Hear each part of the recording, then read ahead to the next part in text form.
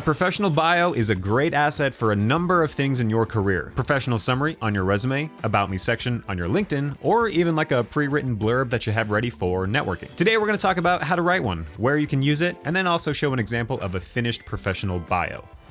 All right, so if you're not familiar with the professional bio, this is pretty much a movie trailer or like spark notes of what you want someone to know about your career. They're short. You can think of it kind of like a written version of what you say if you were like meeting someone for the first time in some kind of networking setting. Now, there's a few places you can use a professional bio, and where you do can kind of dictate how you write it. Number one is on your resume, right at the top below your contact info. Your professional bio or professional summary acts as kind of like a career highlight reel. This is where you put the best of your career experience. So when you apply to a job and a recruiter is looking at your resume, all your great experience that makes you a desirable candidate is front center at the top and they can't miss it. The note here on writing is that as your resume is a professional document, keep this professional bio just about your career. Main three things are years of experience in your industry, hard skills that you have that match the skills of the job that you're applying to, and then using those skills in achievements that show your value as an employee. You'll notice here there's no personal elements, but compared to number two, your LinkedIn About section, this is a place where you can add some more personality. Someone goes to your LinkedIn for a different reason than why they would be looking at your resume. They're looking for more about